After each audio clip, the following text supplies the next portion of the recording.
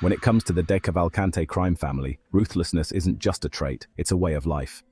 In a world where loyalty is earned through fear and betrayal can strike like a knife in the dark, only the most cold-blooded rise to the top. Today, we're diving into the lives of the 5 most ruthless mobsters who ever called the DeCavalcante family their own. First up is Giuseppe Pino Schifilliti, a master of the underworld who stayed a step ahead of the law until he stumbled and fell. From labor racketeering to cold-blooded murder, Schifilliti's rise to power was as quiet as it was deadly, but in the end, the higher you climb, the harder you fall. Let's take a closer look at how one of New Jersey's most feared mobsters went from untouchable to imprisoned for life. Giuseppe Pino Schifilliti's life in the shadows began long before his induction into the DeCavalcante crime family. Born in 1938, he grew up in an environment where power was seized through force, and loyalty was bought with fear. By the mid-1970s, he had carved out a place for himself within the DeCavalcante ranks, working under the watchful eyes of Simone Sam the plumber DeCavalcante and the cold-blooded Giovanni John the Eagle Riggi. For Schifilliti, this was only the beginning of a dark journey that would see him rise to power through labor racketeering and extortion, before ultimately being consumed by the same violence that had once fueled his ambitions. Giuseppe Schifilliti's induction into the DeCavalcante crime family marked the beginning of his climb up the criminal ladder. Starting out as a mere soldier, he was placed within the Laborers' International Union of North America at Local 1030, a cesspool of corruption. His days were spent extorting and bribing union officials, tightening the grip of the DeCavalcante family on New Jersey's construction industry. As Riggi gradually rose to power, Schifilliti became his right-hand man, manipulating the unions and bleeding them dry. The 1970s were a time of unbridled expansion for the family, and Schifilliti was at the heart of it, driving nails into the coffins of anyone who dared to defy them. But power bred conflict. By the 1980s, Giovanni Riggi had taken full control of the family, promoting Schifilliti to the rank of capo regime. Now, overseeing the Elizabeth, New Jersey faction, Schifilliti, alongside fellow capos Girolamo Jimmy Palermo and Stefano Steve the truck driver Vitabile, ran an empire of labor racketeering, extortion and illegal gambling. Yet beneath the surface, the family's unity began to crack. Internal rivalries festered, particularly between the Newark and Elizabeth factions. The first real fracture appeared when Riggi, along with several others, was indicted on racketeering and extortion charges in 1989. The trial led to Riggi's conviction in 1990 and a 15-year prison sentence. Despite his incarceration, Riggi clung to his power, ordering Schifilliti and Vitabile to eliminate any threats to his rule. When former underboss Louis Fat Lou Larasso disappeared in 1991, and acting boss John Johnny Boy D'Amato was murdered in 1992, Schifilliti's involvement was as undeniable as it was untraceable. The early 1990s brought Schifilliti a new kind of power, one that was less about visibility and more about invincibility. While the law kept its eyes on the obvious players, Schifilliti operated under the radar, expanding his influence with quiet brutality. The DeCavalcante family's criminal enterprises flourished, untouched by law enforcement. As rivals fell or were buried, his control only tightened, making him one of the most feared figures in New Jersey's underworld. For nearly a decade, Schifilliti thrived, untouched by indictment, unscathed by betrayal. However, the late 1990s brought a storm that even Schifilliti could not weather. Vincent Vinny Ocean Palermo, a fellow capo, began plotting to seize control of the family. Palermo's ambition led him to target Charles Big Ears Maggiore in a failed assassination attempt. The botched hit sparked chaos within the family, threatening to ignite a war on the streets of New Jersey. Then, the hammer fell. After a 4-year investigation, federal indictments rained down on the DeCavalcante family in the year 2000. Over 50 members and associates were charged, with labor racketeering, loan sharking, extortion, and even murder on the charge sheet. The once mighty family was brought to its knees. Palermo, along with Capo Anthony Rotondo and soldier Anthony Capo, chose to betray their oath and turn state's evidence. Schifilliti, now in his 60s, was arrested and placed under house arrest, his freedom shackled by the very life he had fought to control. By 2001, Schifilliti stood trial alongside Vitabile and Abramo for the murders of Louis Larasso and John D'Amato, as well as the attempted murder of Charles Maggiore. The courtroom became his battlefield, but this was a war he could not win. In 2003, Schifilliti was convicted of racketeering, loan sharking, and extortion. 2 years later, he, Vitabile, and Abramo were found guilty of the murder and conspiracy charges. The sentence was life in prison. For Schifilliti, the game was finally over. The streets he had once ruled were now a distant memory, replaced by the cold, grey walls of a cell. In September 2008, there was one final twist in Schifilliti's tale. A federal appeals court reversed his racketeering conviction, ordering a new trial. But by then, it was too late. The life he had known, the power, the fear, the control, was gone. Giuseppe Schifilliti had risen and fallen within the violent world of the DeCavalcante crime family, leaving behind a legacy of bloodshed and betrayal. Yet in the end, he was just another ghost of the underworld, haunting the dark corners of a life that had devoured him whole. When it comes to mafia power plays, loyalty and brutality walk hand in hand. Some rise through the ranks with cunning, others with blood. But Girolamo Jimmy Palermo, a man who served as the backbone of New Jersey's DeCavalcante crime family, did it with both. From the cold-blooded murder of a disrespectful bar owner to manipulating labor unions like a puppet master, Palermo was a name whispered in fear. But even the most feared enforcer can't escape the clutches of betrayal, especially when double-decker coffins hide more than just secrets. Let's dig up the dark world of a mobster whose power knew no bounds, until he was hamstrung by the heat. Girolamo Jimmy Palermo was a man born into a world where loyalty was paid in blood and respect was earned at gunpoint. Born on May 16, 1938 in Italy, Palermo would go on to carve out a legacy in New Jersey's underworld that would last until his dying day. By the time he reached his 30s, Jimmy Palermo was already making waves within the DeCavalcante crime family, a shadowy empire that thrived in the gritty streets of Elizabeth, New Jersey. But in a world where power and fear walk hand in hand, his rise to power came at a high price, and his fall would be just as brutal. The first time in the spotlight came in 1960. Nicholas Delmore, the boss of the DeCavalcante family, was slighted by Alfonso Zini Colicchio, a bar owner in Elizabeth. To Delmore, this wasn't just an insult, it was a declaration of war. The order came down with the weight of a sledgehammer. Colicchio had to die, and Palermo was the man to make it happen. Jimmy, alongside other DeCavalcante mobsters, stormed into Colicchio's bar like wolves descending on a lamb. The beating was vicious, but Colicchio, refusing to back down, fought back. In a flash, Palermo pulled out his gun and ended the fight in a burst of gunfire. Colicchio fell, his blood staining the floor, and Jimmy Palermo made sure the murder was kept quiet, protecting his close ally, Giovanni Riggi, who was Colicchio's brother-in-law. That night marked Palermo's first show of power, the moment he proved he could be trusted to do what needed to be done, no matter the cost. The late 1970s brought Palermo another ascent, as he was officially inducted into the DeCavalcante family, becoming a made man. When Simone Sam, the plumber DeCavalcante, stepped down, Giovanni Riggi took the reins as the new boss, naming Palermo his underboss. It was a promotion that signaled Jimmy's solidified place in the family, marking him as one of the most powerful men in the New Jersey underworld. Together, they ran a criminal empire that thrived on labor racketeering, extortion, and intimidation. Using their control of Local 394 of the International Association of Laborers and hod carriers, they manipulated construction contracts and lined their pockets with millions. Palermo was at the heart of it all, his influence growing as he helped Riggi rip off union welfare and pension funds. But even the most carefully constructed empire can fall. In 1989, when the law finally set its sights on the DeCavalcante family, a federal indictment charged Riggi, Palermo, and several associates with racketeering and extortion. The trial was a spectacle, with Riggi facing a slew of charges.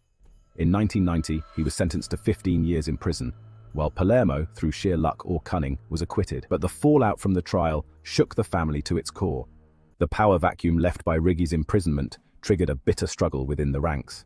When acting boss Giacomo Jake Amari died in the mid-1990s, Palermo found himself caught in the crossfire of ambitious mobsters vying for control. Still, he managed to cling to power, albeit with a demotion to capo regime and a seat on the family's ruling committee.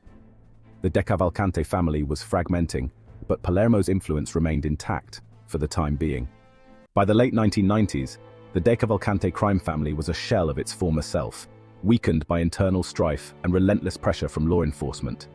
The once mighty kingdom was collapsing, and in a desperate bid to hold on to power, the imprisoned Riggi relied on Palermo, Stefano Steve the truck driver Vitabile, and Giuseppe Pino Schifilliti as acting bosses. But even as they tried to keep the family afloat, the feds were closing in. In a series of FBI raids between 1999 and 2000, 75 mobsters and associates were arrested, including Palermo. It was a devastating blow, one that marked the beginning of Jimmy's final fall. The trial that followed was a spectacle of betrayal and dark revelations. Palermo, now 65 years old, faced charges of racketeering, extortion, and conspiracy to commit murder. As the prosecution laid out its case, the dark secrets of the DeCavalcante family were laid bare. The testimony of mob turncoats like Anthony Capo, Anthony Rotondo, and Frankie the Beast Scarabino painted a damning picture of Palermo's role in the family's violent history. Jurors heard chilling details about plots to murder fellow mobsters, including Frank D'Amato, whose death was planned to prevent him from avenging his brother, Johnny Boy D'Amato. In a bizarre twist, Rotondo testified about how the DeCavalcantes had used double-decker coffins to hide the bodies of their victims, burying them beneath legitimate clients of a New Jersey funeral home. It was a macabre scheme that perfectly captured the darkness of the world Palermo had inhabited for decades. Palermo was found guilty of racketeering, conspiracy to commit murder, and conspiracy to extort. The man who had played the game so well, who had risen through the ranks by shedding blood and recklessly shattering the rules, had finally met his match. As he surrendered his tie, belt, and a gold chain bearing a cross to US Marshals, he kissed his family members on the cheek and uttered a final, solemn command: "Take care of everything." His dash to claim the Dominion was a cold, calculated set of dark deeds that devastated many in his wake. As the dust settled, he was released to house arrest in 2004, left to spend the rest of his days under close watch by the law. When two rival mafia families lock horns over territory, it's not just the streets that run red, it's entire empires that crumble. In the dark corners of New York City, where power is brokered with blood, a sit-down between the DeCavalcante family and New York's 5 families could have sparked a war that would have left bodies in its wake. But when the smoke cleared, the outcome was far more sinister. Let's delve into the high-stakes showdown that saw Gioacchino Jake Amari and Stefano Vitabile defend their criminal empire against New York's deadliest forces, setting the stage for a power struggle that would tear their family apart. Gioacchino Jake Amari's life was a shadowy dance on the razor's edge, his hands stained with the grime of Newark's underworld. Born on March 14, 1945, into a world where power was seized with blood-stained fists, Amari's rise through the ranks of the DeCavalcante crime family was as inevitable as it was ruthless. In the smoky back rooms of Newark's bars, where deals were sealed with a nod and a handshake, Amari carved out his reputation. By the 1980s, he was no mere soldier but a force of nature in the labor racketeering circles. His influence so vast it threatened to spill out into the light of day. Alongside Giovanni John the Eagle Riggi, the family's calculating boss, Amari had the unions under his thumb, siphoning off welfare and pension funds with cold precision. It was a game of power and greed, and Amari played it better than anyone. Yet, with the law closing in, his empire teetered on the brink. The fall came swiftly for Riggi in the early 1990s. Indicted for racketeering and extortion, the boss found himself caged, his grip on the family loosening. In his absence, chaos threatened to unravel everything they'd built, but Amari was ready. As Riggi's trusted captain, Amari was tapped to be the acting underboss, a title that brought with it the weight of the entire family's operation. The power was intoxicating, but so were the dangers that lurked around every corner. As the dust settled from Riggi's downfall, Johnny Boy D'Amato, another rising star in the family, stepped into the role of acting boss. But where D'Amato sought to consolidate power, Amari saw an opportunity. His partnership with Stefano Steve, the truck driver Vitabile, the feared consigliere, became the backbone of a new regime. Together, they orchestrated the disappearance of Louis Larasso, the former underboss, a move that solidified Amari's grip on the family's labor and construction rackets. With Larasso out of the way, Amari was more than a captain. He was the power behind the throne, but power breeds paranoia. In the murky world of the mafia, whispers could be deadlier than bullets. D'Amato, once a trusted ally, found himself at the center of a scandal. A lover's spat turned deadly when rumors of his sexuality surfaced. In the unforgiving world of Cosa Nostra, such allegations were a death sentence. When Anthony Capo relayed the gossip to Amari and Vitabile, they acted with chilling efficiency. To them, a homosexual boss was an affront, a weakness that could shatter the family's standing. In 1992, acting swiftly, Amari ordered D'Amato's execution, a betrayal carried out with cold precision. D'Amato was silenced, his life snuffed out in a hail of bullets. As the blood of Amari's rival soaked into the car seat, his power surged. Now the acting boss of the DeCavalcante family, Amari's ascent seemed unstoppable. But the shadows he once controlled now stretched long over his own fate. The early 1990s marked the peak of Amari's power. He controlled a vast criminal enterprise that extended beyond New Jersey, reaching into the heart of New York City. Yet this success was a double-edged sword. The DeCavalcante's expansion into New York territory sparked tension with the 5 families, culminating in a face-to-face sit-down. Their anxiety bubbled beneath the surface as Amari and Vitabile sat down at a dimly lit table in a New York City back room, the air thick with the unspoken threat of violence. Across from them sat Nicholas Little Nick Carazzo of the Gambino family, and Vincenzo Vinny Aloy of the Colombo family, their eyes cold, calculating. The issue was clear. Louis Eggs Consalvo and Gregory Rago, two men who had aligned themselves with the DeCavalcantes, were operating out of Mott Street, territory claimed by New York's 5 families. Blood had been spilled over Les, and everyone in that room knew it. Amari, calm but unyielding, met the gaze of the New York bosses. He wasn't about to back down easily, not when the stakes were this high. The room buzzed with tension as accusations flew, each side testing the other's resolve. A single misstep could send them all spiraling into a war neither side could afford. But instead of drawing blood, they drew lines in the sand. The DeCavalcantes were forced to relinquish any claims outside of New Jersey and South Philadelphia, a bitter pill for Amari to swallow. But it was a compromise that avoided an all-out war. In 1995, fate dealt Amari a cruel hand. The man who had navigated treacherous waters for decades was now facing an enemy he couldn't outmaneuver: stomach cancer. The illness crept through him like a silent assassin, robbing him of the strength that had made him the family's backbone. As he faded, a power struggle brewed beneath the surface. Captains Vincent Palermo, Girolamo, Jimmy Palermo, and Charles Big Ears Majuri were promoted to aid Amari, but they had their eyes on the throne. Amari's death in 1997 at age 52 left a void that was quickly filled with betrayal and bloodlust. After his death, the family descended into chaos. The ruling panel, meant to stabilize the DeCavalcante operations, became a battleground. Assassination plots against Vince Palermo and Charles Majuri were hatched, each man trying to eliminate the other to seize control. But, like Amari's cancer, these plans consumed the family from within. The once formidable DeCavalcante family crumbled under the weight of indictments and betrayals, leading to Vince Palermo and Anthony Rotondo flipping and turning state's evidence. Jake Amari's story is one of ambition, treachery, and the inevitable downfall that comes when the pursuit of power leaves no room for loyalty. When loyalty wavers in the world of La Cosa Nostra, it's not just your career that's on the line, it's your life. For Louis Fat Lou Larasso, a man who once commanded respect as underboss of the DeCavalcante crime family, that line was crossed the moment he posed a threat to the wrong people. When power is everything and betrayal is a death sentence, Larasso's disappearance wasn't just a mystery, it was an admonishment. Let's traverse the rise and brutal fall of a mobster whose story ended the way most do, with a bullet, a betrayal, and a body that was never found. Louis Fat Lou Larasso had always known how to stay afloat in the unforgiving tides of the mafia world. Born in 1926, Larasso navigated the turbulent waters of organized crime with a blend of cunning and brute force, becoming the underboss of the DeCavalcante crime family. But as time would tell, even the most seasoned sharks could find themselves swallowed by the very sea they once ruled. The first major rise in Larasso's career came in 1957, when he was promoted to capo by the former boss, Filippo Phil Amari. Alongside underboss Frank Majuri, Larasso represented the newly recognized New Jersey family at the notorious Appalachian Meeting, a gathering that would forever change the landscape of the American mafia.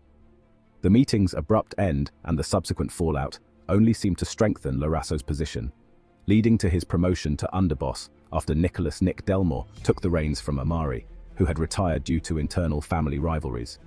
As the new underboss, Larasso thrived under Delmore's leadership, but when Delmore's health declined and he eventually passed away in 1964, Larasso found himself under the command of Simone Sam the Plumber DeCavalcante, Delmore's nephew. Despite the shift in power, Larasso maintained his role as underboss, with DeCavalcante doubling the family's income and membership.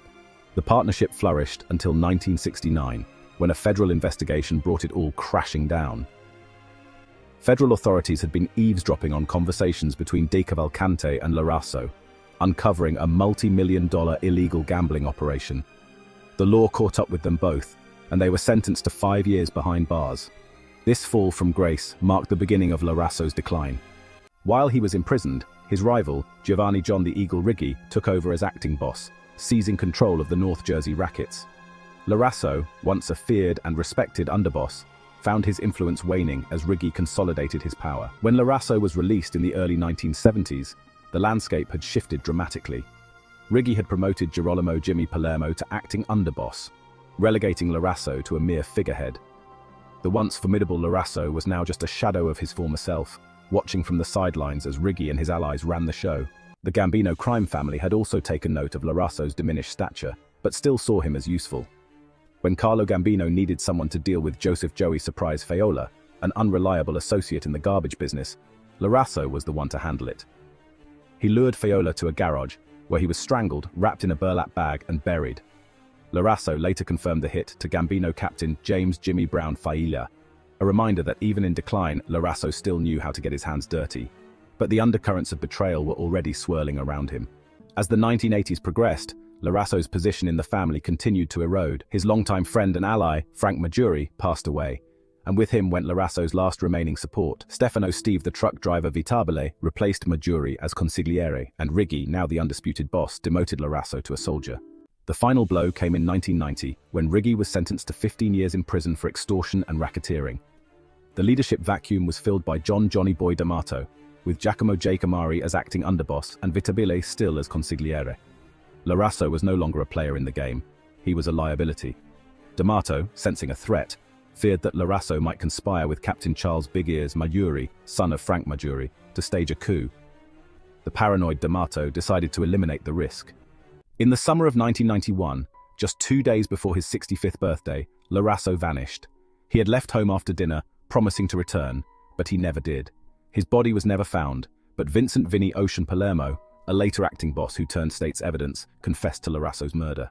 Palermo's testimony would eventually lead to the conviction of Stefano Vitabile, Giuseppe "Pino" Schifilliti, and Philip Abramo for Larasso's killing and other crimes. The trial was a grim spectacle, exposing the darkest corners of the DeCavalcante crime family. Larasso's widow took the stand, her voice heavy with sorrow as she recounted the night her husband left and never returned. The courtroom fell silent as former soldier Anthony Capo described how the DeCavalcantes plotted to murder their acting boss, Johnny Boy D'Amato, after learning of his sexual orientation.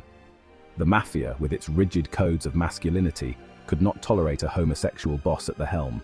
The hit was carried out in a gangster's car in Mill Basin, Brooklyn, without permission from the other mafia bosses, a testament to the desperation and secrecy that had come to define the DeCavalcante family. In the end, the men responsible for Larasso's murder received life sentences, their fates sealed by the very code they had once upheld. Larasso's legacy was buried along with him, a stark reminder that in the world of organized crime, power is fleeting, and loyalty is a myth. The rise and fall of Louis "Fat Lou" Larasso is a story of ambition, betrayal, and the relentless pursuit of power, a dark tale that underscores the brutal reality of life in the mafia. When you soar to the top of the mafia world, power and bloodshed go hand in hand.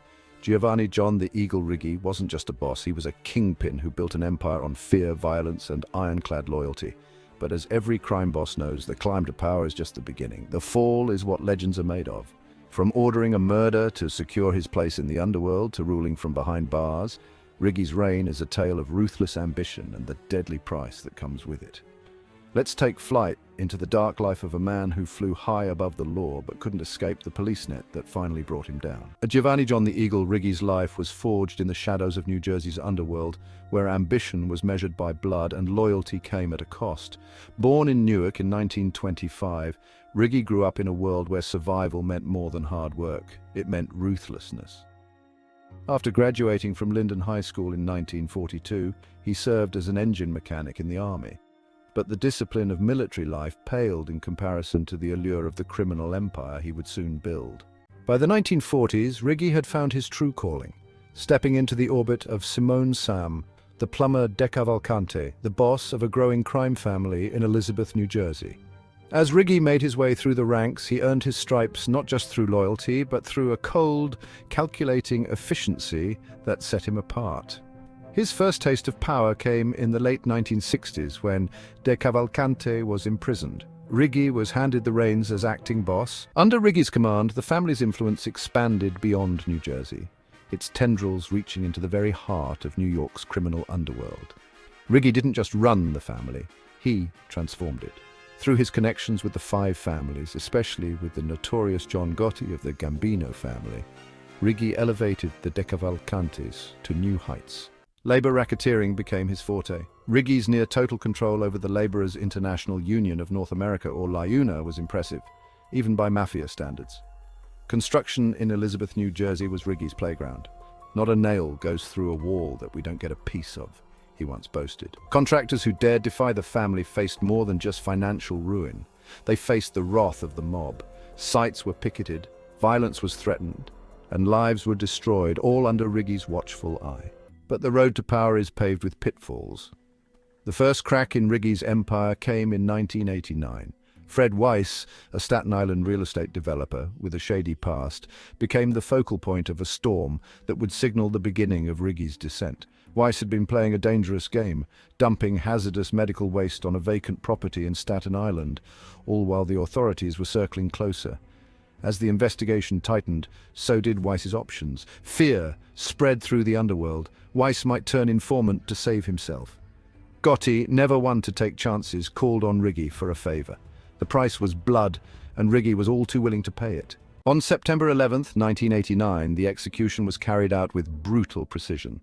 A convoy of 4 cars filled with DeCavalcante hitmen pulled up to Weiss's girlfriend's condo. Weiss, unaware of the death sentence looming over him, walked to his car. Vincent Palermo and Anthony Capo approached, their faces cold with resolve. The gunshots echoed in the morning air, each one tearing through Weiss's skull until his face was a bloodied ruin. The hit was done, and Riggy's allegiance to Gotti was solidified in crimson.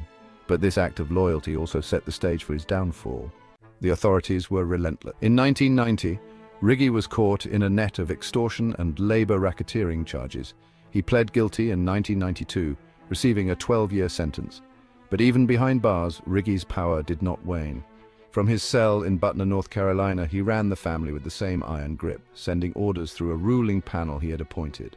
However, cracks were forming within the family, especially with John D'Amato, who Riggy had placed as acting boss. D'Amato's ambitions and lifestyle soon led to his downfall.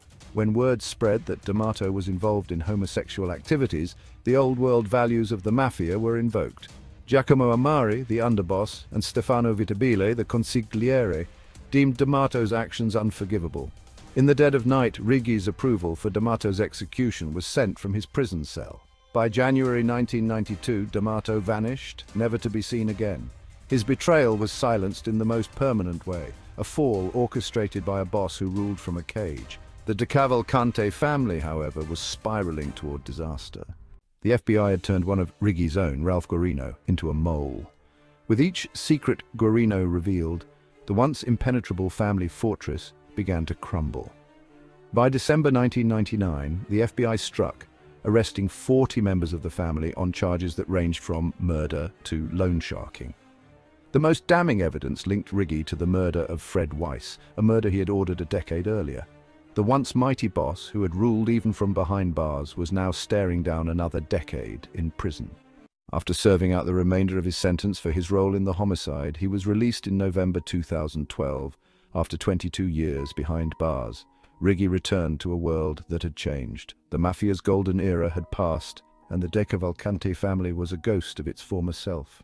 Riggy, now frail and sick, lived out his final days in a modest home in Edison, New Jersey, cared for by a nurse. His death on August 3, 2015, at the age of 90, was a quiet end to a life once marked by violence and power. Giovanni John the Eagle, Riggy's story is one of an empire built on blood and betrayal, and its implosion marked by treachery and decay. His legacy, stained with the sins of the past, remains a dark chapter in the history of organized crime.